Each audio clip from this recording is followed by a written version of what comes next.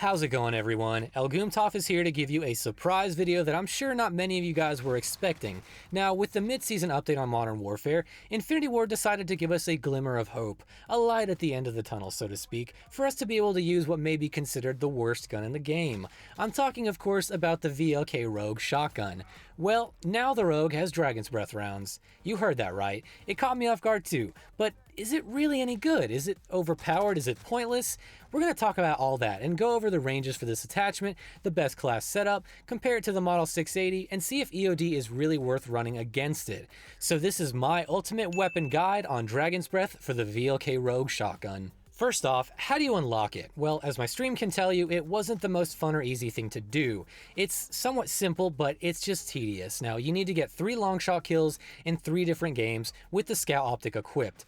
Now, the best thing to do is to go to the Hardcore Shoot the Ship playlist. Those maps make it a lot easier, but Hardcore is hardcore mode, and it still plays like Dookie to me. So, onto the attachment itself. The way Dragon's Breath functions on the Rogue is exactly how it functions with the Model 680. You get an initial pellet damage with 3 ticks of burn damage that give you more potential to finish off the enemy. On the 680, the one-shot kill distance for the pellets is lowered by about half, and instead you end up getting burn kills at the range that normal buckshot would be a one-shot kill. The Rogue, on the other hand, is slightly different in this aspect. With the base Rogue, you'll recall the one-shot kill is around 4 meters or so.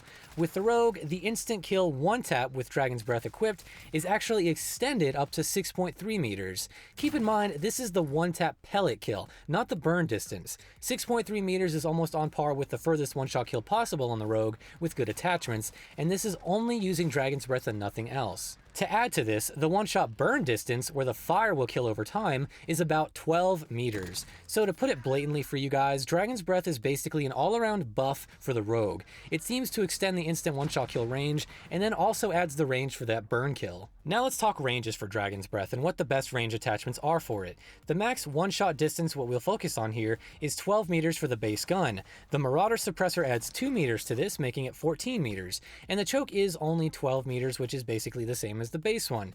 2 notes here. The choke is virtually useless for this gun. It adds little to no effect on one-shot potential and range for the Rogue, and doesn't really help with its lethality, so I don't recommend ever running the choke with it. Also, the instant one-shot kill ranges vary slightly by only a meter or so I found it not to be as important to talk about compared to the overall burn one-shot distance if most of your pellets hit. Back onto the ranges. With the 6-inch revolt barrel, the smallest barrel as you would expect, the burn distance is reduced to about 10 meters. With the choke, it's still roughly 10 meters. With the Marauder, it buffs up to 13 meters, which is not bad considering the aim down sights bonus you get, which is kind of nice, but it does widen your pellet spread and makes hitting anything past maybe 7 meters or so a lot more difficult. The 16-inch Warlord barrel increased the burn distance up to 13 meters. Using the choke on it kept it at basically the same distance, 13 meters, and the Marauder suppressor increased the burn distance up to 16 meters. The Tsar barrel sits at a base distance of 14 meters. With the choke, yet again, there's basically no difference and it's 14 meters, but with the Marauder, we get the furthest one-shot range possible with the VLK Rogue, which is 17 meters. That's pretty amazing, honestly, on paper. This is basically triple the one-shot range of the normal buckshot for the Rogue. That being said, it may not be as strong as you think in practice. In my stream where I attempted to use this attachment, I found that I had to be pinpoint accurate with it at further distances, but I also had some weird inconsistencies that also plague the other shotguns in this game overall. But it does perform noticeably better than the base Rogue if you are accurate. So aim down sights is a must for this attachment at further ranges, which means aim down sights time is actually really important. So I'm going to go ahead and recommend a class setup for you at this point in the video.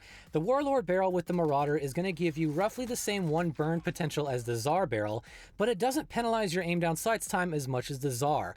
The Tsar gets a hefty 3-frame penalty to aim down sights time, and the Warlord was only about 1 frame. For basically the same range, that's not too bad of a trade-off. Add the Marauder and you get an additional penalty of 2 frames of ADS time. To counter this, you can use the no-stock attachment to get a boost of 3 frames to your aim down sights time, and then for your other attachments besides Dragon's Breath, use the 5mm laser.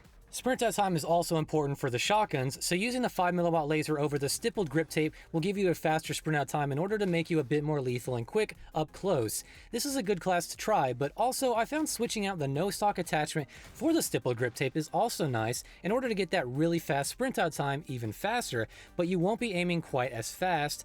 Both setups work well, so try them out and see what works best for you. Now that we've got ranges and class setup information out of the way, let's talk about E.O.D. Now, E.O.D helps mitigate burn and explosive damage, so it should work well against Dragon's Breath, and in a way it does. E.O.D actually doesn't seem to affect damage taken from it, but it seems to delay the burn from taking effect by a small amount. In this quick example, pay attention to how the left side with no E.O.D on dies just a little bit quicker than the side with E.O.D on. It's not a huge difference, but it can help you kill a trade more often than not if you fight against someone using Dragon's Breath. This principle also applies to the Model 680 with Dragon's Breath on. E.O.D is nice to use, but it's not going to make dying to Dragon's Breath any less annoying.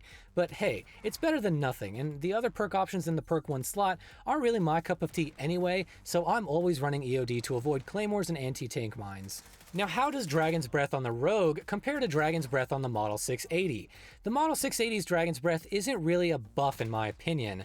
It still suffers the same inconsistencies that Buckshot does, but it lets the enemy have a chance to kill you while they burn, and I found that Buckshot was overall much more effective at killing people rather than Dragon's Breath on the 680.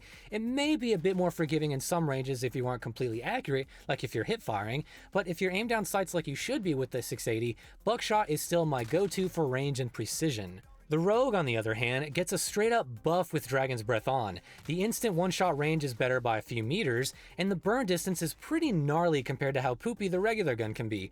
So try running it on the Rogue, and not really on the Model 680. I much more recommend using it on the Rogue, and it definitely improves the gun with it on.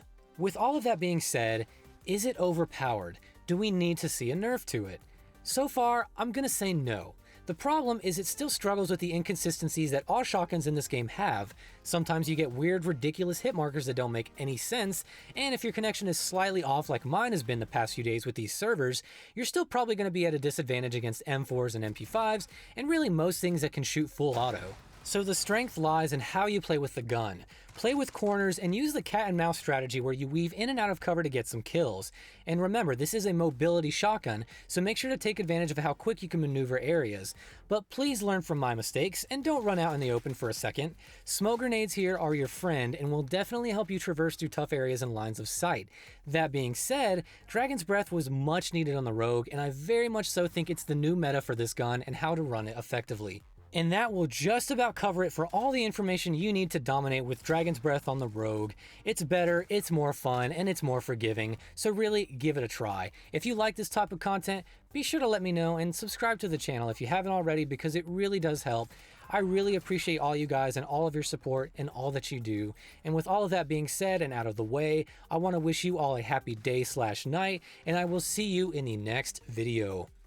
Brr.